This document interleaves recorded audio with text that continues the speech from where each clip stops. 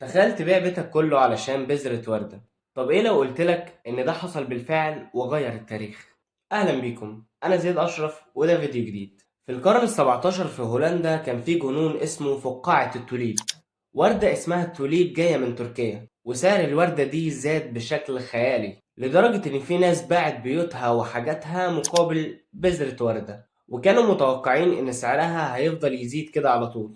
لدرجة إن الموضوع وصل إن هما ما كانوش بيتاجروا في البذرة بتاعت الوردة بس، لأ ده كمان ده في إمضة بتضمن لك إن في بذرة جاية لك في الطريق. كانت فقاعة كاملة مبنية على الوهم والطمع، بس زي أي فقاعة لازم تفرقع. الناس بطلت تشتري فالأسعار انهارت، واللي باع بيته لقى نفسه في الشارع. حتى نيوتن العبقري اللي اكتشف الجاذبية وقع في الفقاعة دي وقتها.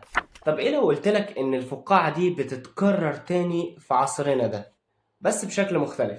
واحيانا الناس بتدخل الفقاعة وهي عارفة انها وهمية. خلينا اضرب لك مثال. ازمة جيم ستوب خير مثال.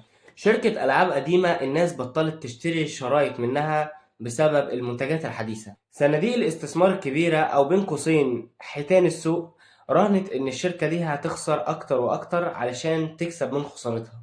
بس اللي حصل مفاجأة. مجموعة من المستثمرين الصغيرين على منتدى اسمه ريدت قرروا يعملوا لمة واشتروا سهم جيم سبوت بالعبيط. واشتروه مش علشان قيمة السهم، ده اشتروه علشان يرازوا الحيتان الكبيرة. عملوا شورت سكويز تاريخي، خلوا سعر السهم ينط بشكل جنوني في أيام قليلة من 2 دولار لحد 500 دولار يا فندم. القصة دي بقى بتورينا إن السوق مش دايما عقلاني، وإن الطمع والجشع أو حتى الرغبة في المرضية بس مش أكتر ممكن يعملوا بلاوي. والقيمة ممكن تكون وهمية، لكن لما الناس تصدقها بتتحول لحقيقة ممكن تهز الاقتصاد كله.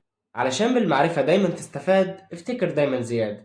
لايك ومتابعة، وخليك للأفكار دي معتاد.